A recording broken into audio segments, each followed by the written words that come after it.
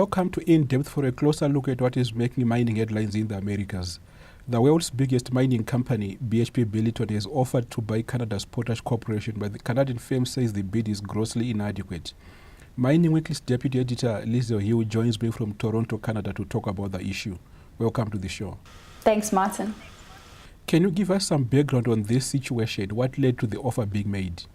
Yeah, well, as you know, Potash Corporation of Saskatchewan, it's the biggest producer of potash, crop nutrients in the world, and it also produces some nitrogen and phosphate products.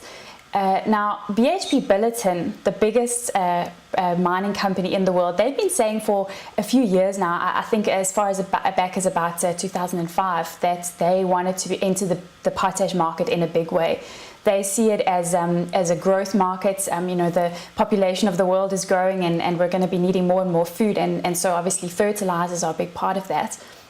And BHP Billiton CEO Marius Kloppers, he's also said that one of the reasons why potash is attractive to BHP Billiton is that the company, its strategy really is, instead of having diverse operations spread all over the world without any sort of a rhyme or reason, is that what he wants to do is create what he calls these basin plays, where the company can invest in a number of operations. It can benefit from its own infrastructure for those different operations.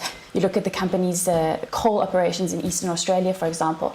And then if you look at Saskatchewan, the province in Canada, that is really something that is attractive to Kloppers. There's a lot of the world's potash is there. Potash Corporation has got their mines, and there's a couple of companies who have been talking about building new mines. But really, at the end of the day, the last time a greenfield potash mine was built in Canada is actually about 30 years ago. So along comes BHP Billiton. What they've done is they acquired a couple of junior companies.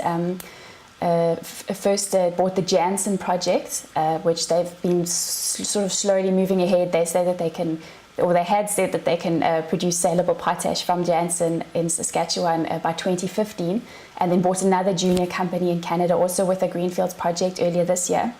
But really, I think certainly Potash Corp has been saying they don't think that with the big talk that BHP Billiton has been making about becoming a big player in the industry, they don't think that, or they didn't think that the way that they could go about it was by building greenfields mines. And certainly a lot of analysts were pretty skeptical. They all thought that really this was somehow leading up to an offer for one of the big producers. And this week, everyone was proved right. Potash Corp came out and announced that last week BHP Billiton CEO Marius Kloppers met with Potash Corp CEO Bill Doyle, and he proposed this offer of $130 a share.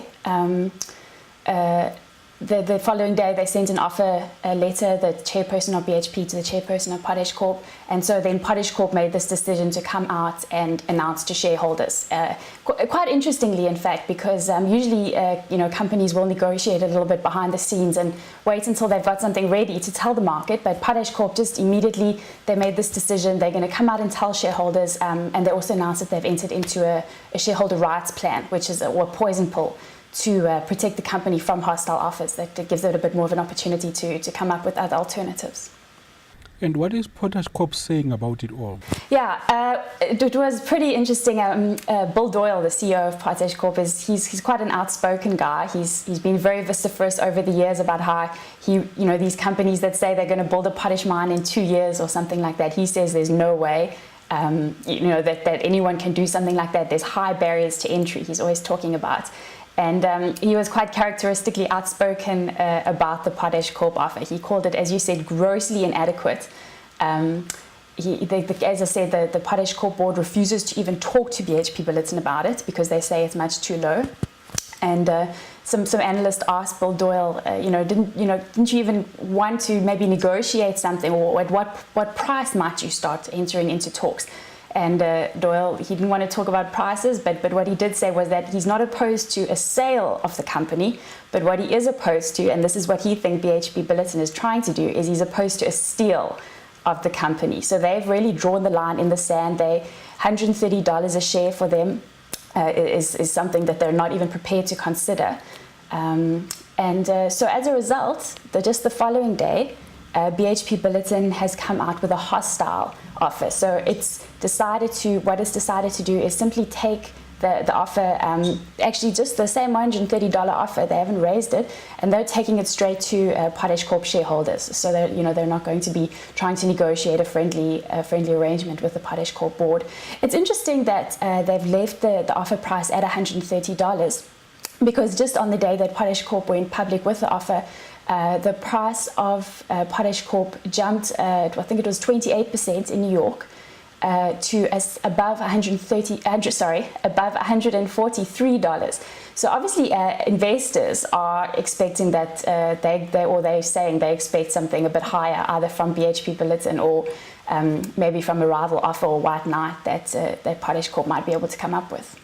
And how is this likely to play out? Do you think we are going to see a bidding war? Yeah, it's interesting. Talking to analysts, everyone's got their different opinions. Two potential rival bidders, or the most obvious ones. BHP Billiton is the biggest company in the world, but the second and third biggest, Vale out of Brazil, and also Rio Tinto, Anglo-Australian company like BHP Billiton. And they've both indicated that they want to get into fertilizers, into potash. Vale actually already has started investing in South America, in operations in Brazil. They're building a phosphates mine in Argentina. So those are the two names that have been bandied around. But then analysts say Vale's got these investments that they're making in South America, so they might not be that interested. Rio Tinto doesn't really have any real presence in potash or fertilizers. So and for one thing, Marius Kloppers, the CEO of BHP Billiton, he says, I suppose he's talking out of his book here, but he says that from having done their calculations and looked across the industry, they certainly don't think that there's anyone who might be as interested maybe as BHP Billiton is. Another one or another potential offer is maybe from a Chinese company. China is a big consumer of potash. It's something very important for them. They've got this growing population. Urbanization is happening. The Chinese people are wanting to raise their standard of living, and so what that means is they're going to need a lot more, not only food but grain. And fertilizer is a big part of that. So it's possible that some people are saying maybe if Bill Doyle from Potash Corp wants to come up with a white knight offer, he might do worse than going to talk to Chinese companies. But then, of course, any potential acquirer of Potash Corp, it was actually privatized about 20 years ago. It was owned by the province of Saskatchewan. And while there aren't any rules about foreign ownership, at least on a provincial level, the company, the one thing that does have to happen is that the company has to keep its headquarters in Saskatchewan. So BHP Billiton said they're prepared to do that. But any foreign acquirer of Potash Corp, because of its size, would need to go under review under the Investment Canada Act. That's at a federal government level. And basically what they would need to do is prove that the acquisition would be of a net benefit to Canada. There's been some bit of controversy over the years about deals that have been approved by the government. Basically what happens is the companies agree to certain conditions, talking about employment, about investing in the community, what have you. And but the thing is that these agreements are generally kept confidential. So the people of Canada don't actually know what's being agreed to in exchange for selling these resources to foreign companies. So that is something that is a bit of a sensitive issue. Oh, thank you, Lizzo. That was Lizzo here speaking to us from Toronto, Canada. Join me again next week for more news and insight on mining developments in the Americas. I am Martin Joaquino in Johannesburg. Thank you.